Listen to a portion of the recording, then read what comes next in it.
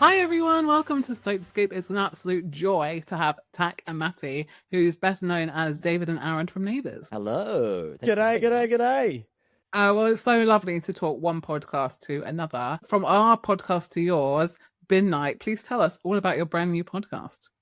Yeah, been night with Tag and Maddie. I'm unfortunately partnered with this guy probably for life now. Careful what you're saying.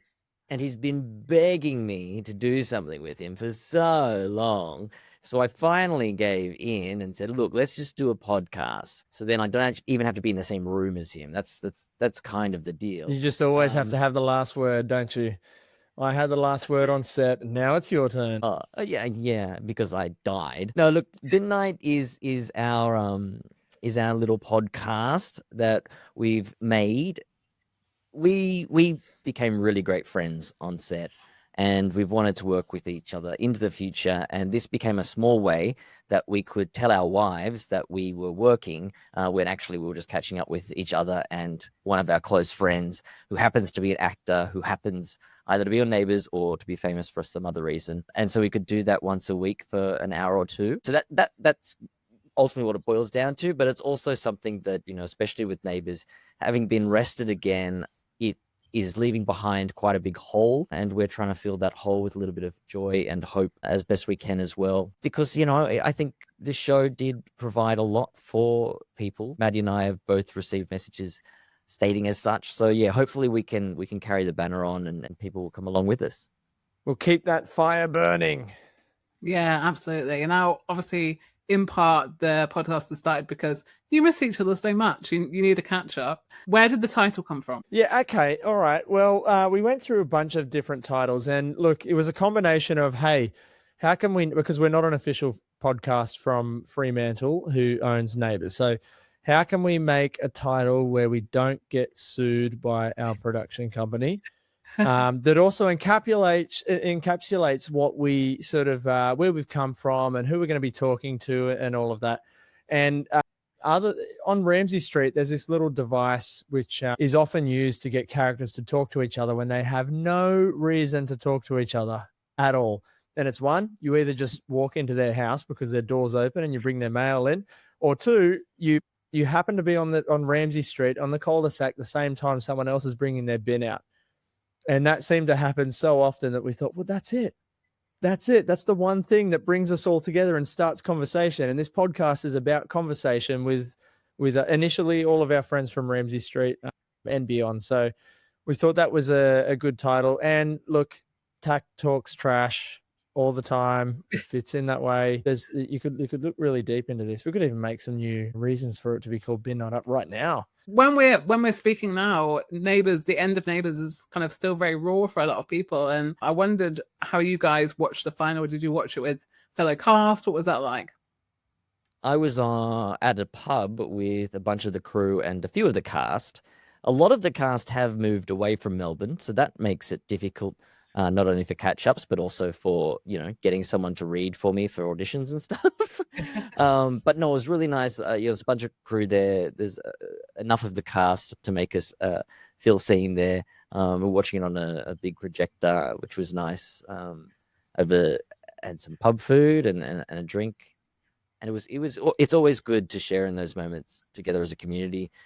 I think it would be way sadder alone, and I think that together we can laugh at it a bit more. We can point out things and that kind of stuff. So yeah, it was a nice night. Where I watched it was I watched it at home on my phone in a pigeon pose.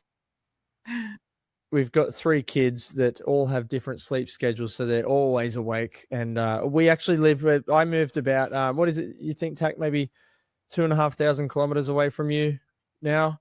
Yeah, 2 to 2.5. I moved up to further north to chase the sun in Australia. So I'm up here and I've got too many kids, and I sat there by myself watching it on my phone thinking, is this show going to come back? Well, Matty, for you, obviously you filmed 2 finales. What was this one like to film in comparison? Personally, for me, it was a little different because I'd already made the decision to leave the show a little bit prior to this one ending. So it was a little more definite for me. Plus, we also had a bit of practice from the last time. But it, like, no matter how many times it happens, it's always sad. I don't know how to compare it, but you're looking around at all of these people that you've spent so much of your time with, from sunrise to sunset, people you've shared your deepest, darkest secrets with. And after this day, especially for me, because I'm moving away, after this day, you're never going to see them face to face again. Maybe, unless you make a huge effort to do so. It was like a breakup for me. Yeah, it was like leaving really good friends behind. And I'm talking about the crew and the cast, not just the cast members.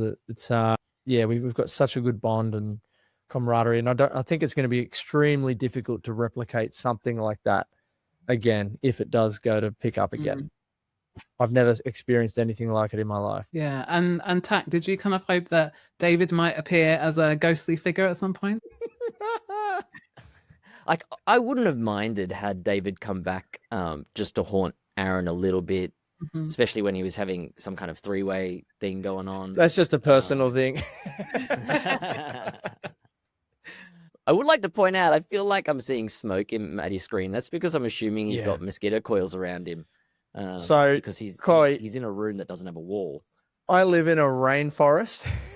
Right, okay. There's snakes and cane toads and stuff everywhere. And we found this room that we had to rip apart a wall. And I'm in my office, it has one wall missing and there's tons of mosquitoes in. So I've got incense going to keep them away. I'll try and move it. Keep going, Tak. No, I liked it. It created great atmosphere. Atmosphere, I was going to say, yeah. Hey, there it is. No, you know what? Like, I had only, since David's funeral, I had only watched a few episodes. I had wanted to watch because, it's catching up with my literal friends every day. But there was some kind of emotional block for me, I think, partly because David dying was a strange experience and my mum passing away at the same time. Obviously meant that it contained a lot of emotion for me. But it was really strange because there were so many storylines that I really wanted to watch, to see everyone doing their magnificent work, from Maddie and the trauma after, in the grief of losing David, all of the Leo and Krista stuff, because I'm really close with Tim and Magella. But I watched an episode here or there just by chance, and then watched the finale, which was kind of a strange experience because I was seeing quite a few faces that aren't in my mind as representing Neighbours. Obviously they are, but for me personally, and my experience, there was a few there that I was like, I don't know who you are. That was kind of strange, but it would have been cool to have a David's ghost float by. I would have demanded a white sheet so I could be like Casper the Ghost kind of thing, though, with the eye holes cut out. Would you have a ghost voice? Would there be like a slightly different tone in the way you talk? Hello. I think that's what I would have gone for, and no direction would have changed that. I think I would have done that no matter what they said. They're like, we can't use that voice. Yes, we can. So for you didn't see Aaron move on, so you don't have that kind of weird experience of watching your former husband get with a new guy then. Oh, he saw it. I sent him updates all the time. Really? How about they this? Were just naked selfies for some reason. It's like, dude, we're not married. No, I'm talking about the photos of Rhett and Colton.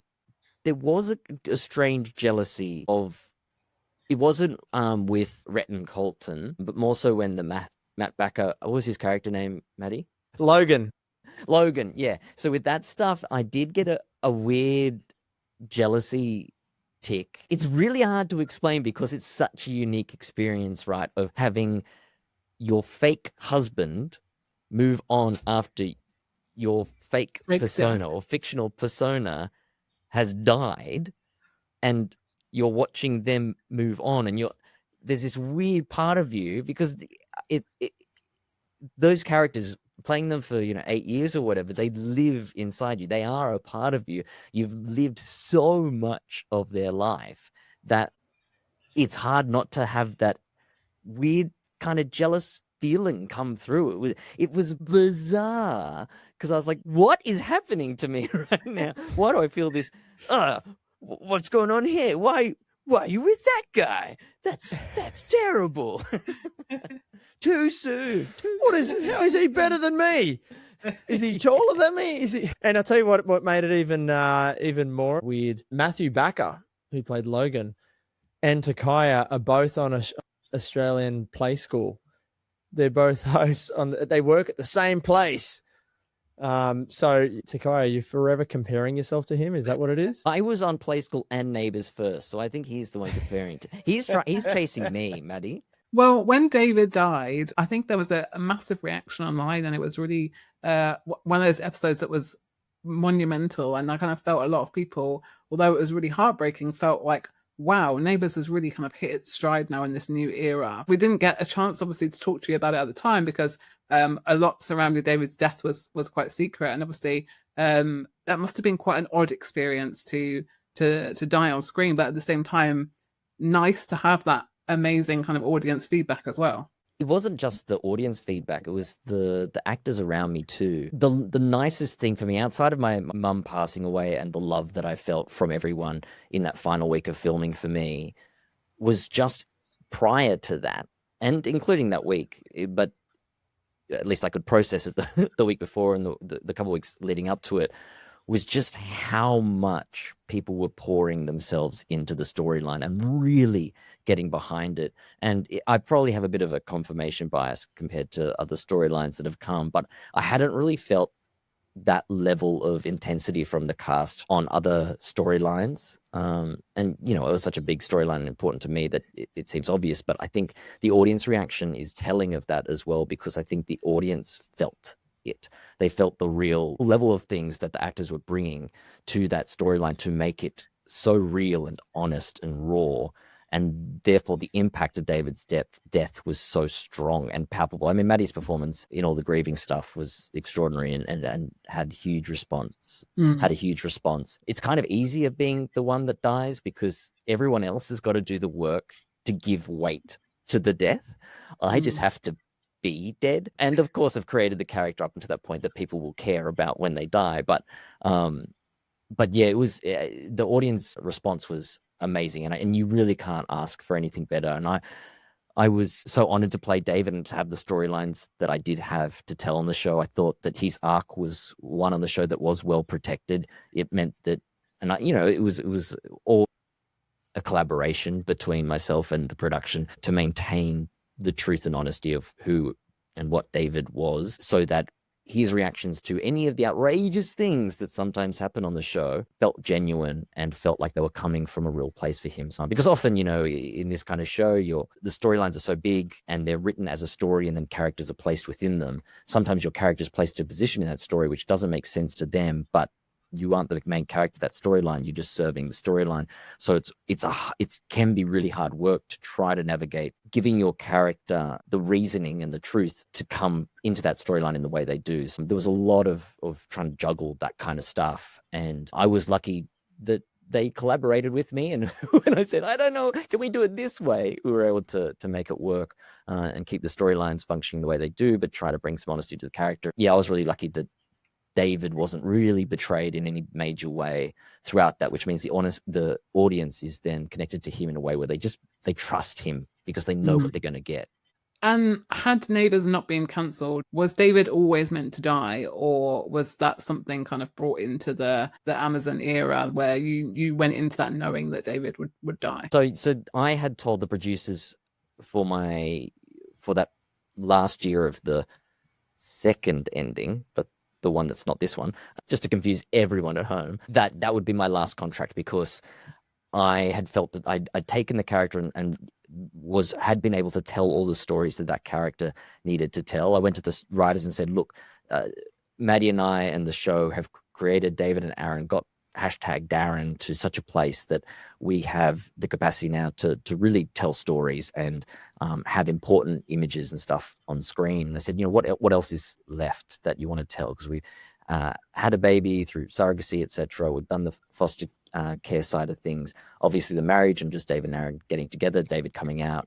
Huge moments for representation on screen. And what they came back to me with was really that the next step was they want David and Aaron to be the next Carl and Susan, and we want to see a more grown up family. So seeing the kids at an older age and that kind of stuff. And to me, that meant like, okay, we're looking like 5-10 years down the track at that stage, because we'd only just had a baby, to really start getting into some important storylines again. And I'd always battled like staying or leaving. What I came to was, rather than me trying to figure out when I would leave, it was trying to figure out when David felt right to leave. And so that time came for me. I was like, I think David's happy to leave. And I knew that in saying that, it was only 2 ways out, jail or death, because he just wouldn't leave the family. There was originally a storyline, had Neighbours continued through that period, that David would die, I think in some sort of earthquake jailbreak scenario thing, which would have been pretty epic. But I was very glad that they gave me the call when the show was coming back and pitched the storyline we ended up with, because I think it worked so well and was just so powerful. And I really loved being able to pour everything into that storyline. Yeah, absolutely. Matty, you had the privilege, I guess, of having of working with me. Yeah, you really did.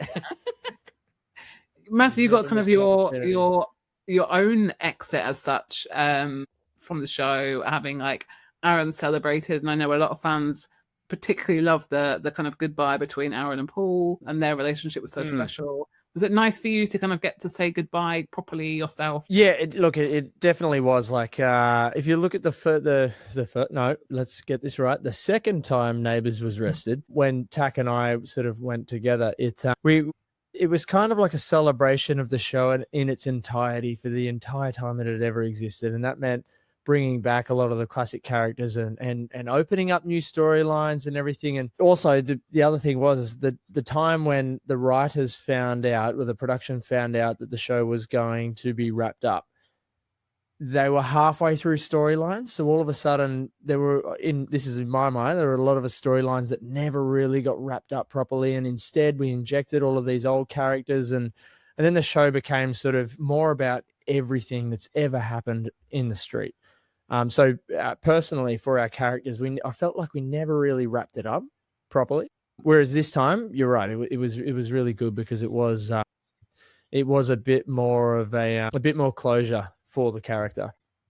So it was nice, and same thing that happened to Tak. That Tak was saying is just seeing everyone around you stepping up to pay homage to your character that's been on the street, and all of a sudden you just see these people care a lot more than you ever knew, and it was special. And I remember getting the script of my last scene, or my last storyline, as it was starting to wrap up, and you just see all of the characters that are coming back, and I'm like, geez, Toadie's back. That would have been expensive. Geez, this person's back. That would have been expensive. They're doing this for me. And so I thought, wow, this character must mean a lot to production. They're doing a good job with this. So I joke, but it was really special to see everyone in the street give it a proper wrap up. I didn't necessarily like the way that they wrapped it up, but I don't know how they could have done it another way, because you've got Rhett, who is saying, for those who don't know, basically Aaron's been on the street for a long time, and he's had a relationship with David, who Takaya played on Ramsay Street, not homeless. On Ramsay Street, sorry, yeah, you're on Ramsay Street, and they had a child together, lovely Isla, and she, at this point, how old is she? It actually might be 4 or 5. It's very hard to say, because that time jump, it really it changed, it really screwed with time. Changed from the ages, yeah, it did. But anyway, I think I meant their age is very murky at this point. Yeah, she's young. Let's just go with that. We had a young child, yeah, and very cute young. And anyway, we had this whole family unit there, and how do you split them up? How do you keep Nicolette and Jane Harris and Isla on the street, and the cast members who played them? How do you keep them employed while taking away the data? It's sort of mission impossible, really.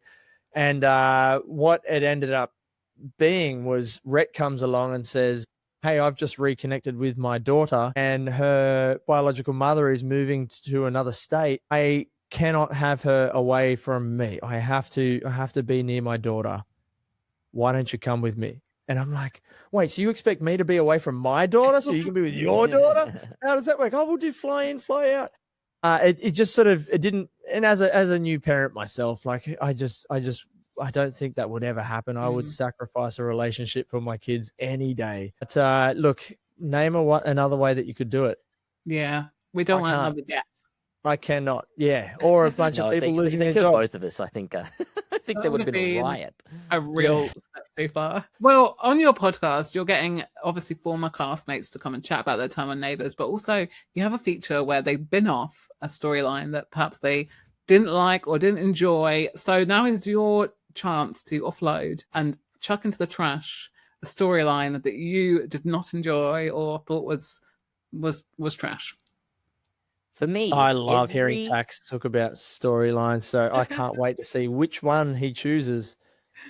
It's kind of all of them at this point. No, no, it's every single time. Hey, Tag, just a second. Yep. The Is this writers him are creating listening. tension? The writers are listening, and they are No, I think- potentially going to write your next gig. Be careful here. I don't care, Matthew. They need to know.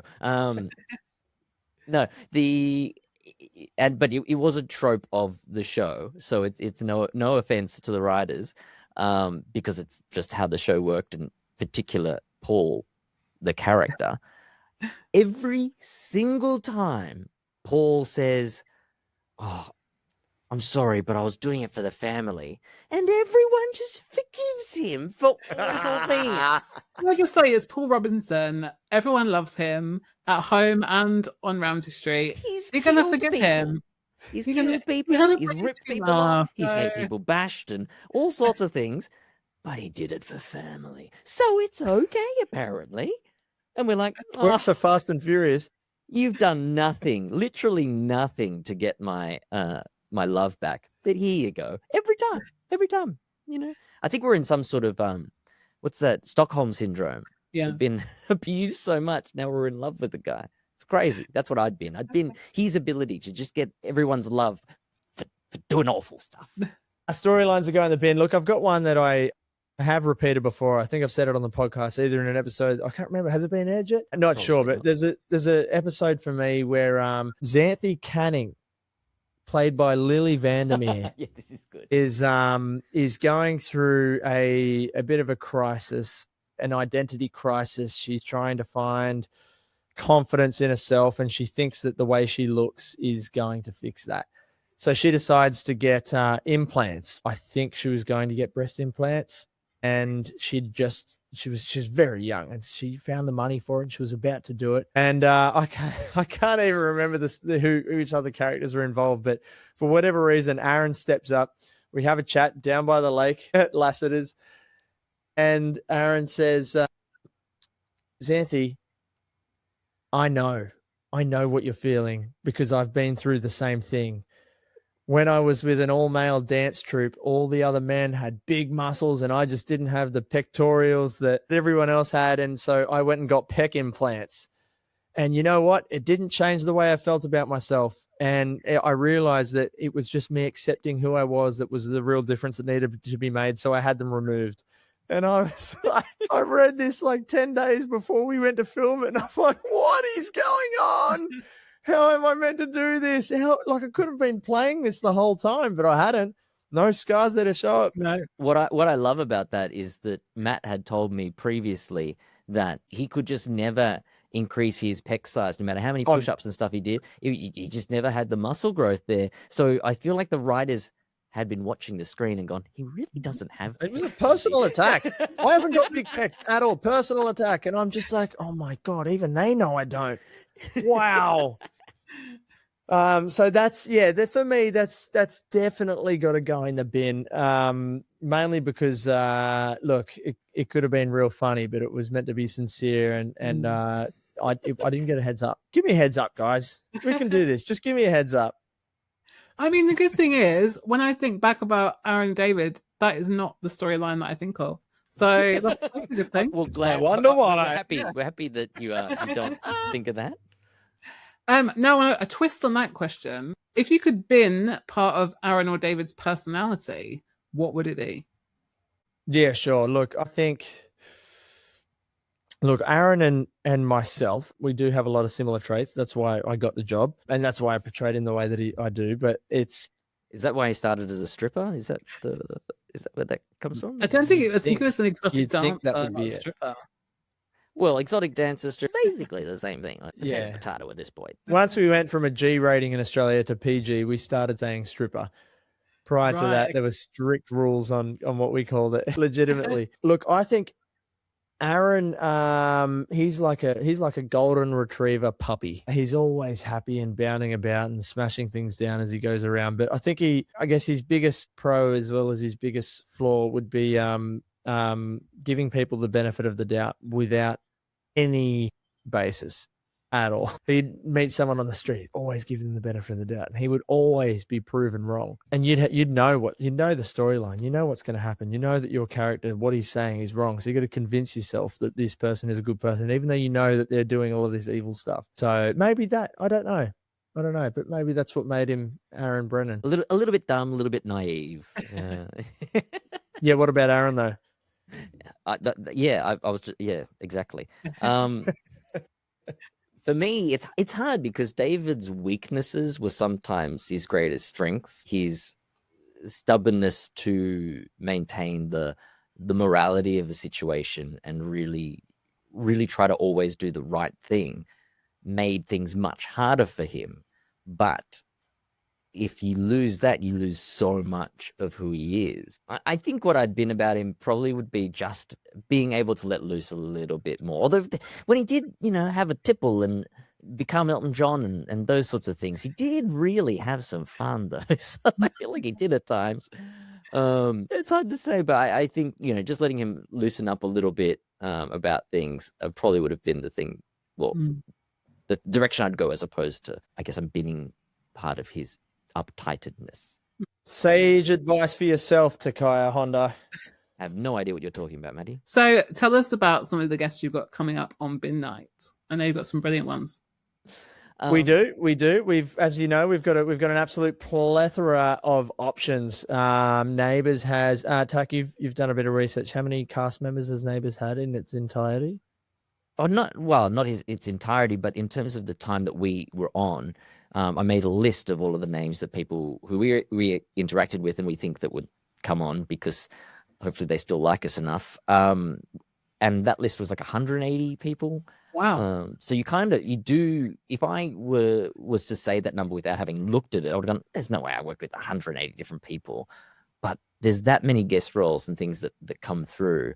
And 180 people, they're not even counting like the really small guest roles. It's the ones that had, 6-week kind of things and stuff, which is extraordinary to think there's that many people we worked with in that context. So look, the list is long. We have all the massive names, which you can really look forward to. Stefan Dennis, they've seen Rebecca Elmaloglu, they've seen Ryan Moloney, and around this time we're going to have characters or people like April Rose Pengilly. One we will say who is from England that lived in David and Aaron's passed on, well, not passed from the show, but was on during the show, which maybe we'll keep that one a bit of a secret, which will be a bit of fun. But we would love people to reach out and tell us as well who they would like to hear from the most as well. But we are aiming to get everyone on, and I think we will. So people have got to stick around and see them all come through. So far, we've had no rejections, which is I mean, it feels nice, doesn't it, Tak? We've had no one say no to us. It's the first time in my life I haven't faced rejection. Well, they haven't Every heard the other aspect of podcast my yet, life. obviously. No, it's going to be great. Look, one of my main people that I want to get on is the girl who played our daughter, Hannah.